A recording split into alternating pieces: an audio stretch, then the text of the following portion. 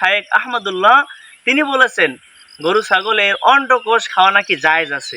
এই জন্য আমার পক্ষ থেকে একটা অফার, সেটা হইলো আমরা এই অন্ডকোষগুলো সব একত্রিত করে তার পার্সোনাল বিকাশ নাম্বার অথবা এইরকম কোনো মাধ্যমে আমরা তার কাছে পাঠিয়ে দেব, যাতে করে বাংলার মানুষ এই একটি অপচয় থেকে মুক্ত থাকতে পারে।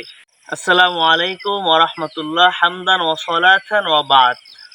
কাছে কিংবা দূরে, বিশ্ব জুড়ে যে যেখানে বসে দেখছেন সকলকে জানাই আন্তরিক মোবারকবাদ।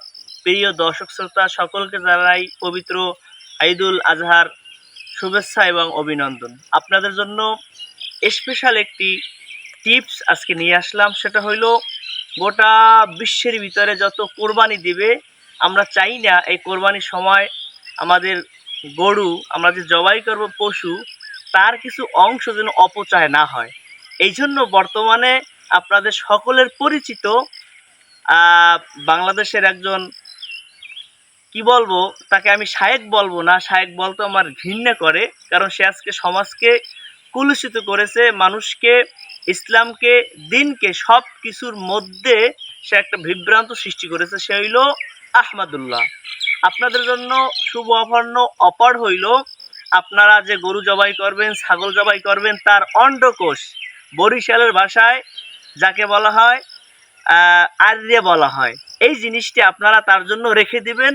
কারণ বর্তমান এই সময় একটি ভিডিও ভাইরাল হয়েছে, শায়েখ আহমদুল্লাহ তিনি বলেছেন গরু ছাগলের অন্ডকোষ খাওয়া নাকি জায়েজ আছে।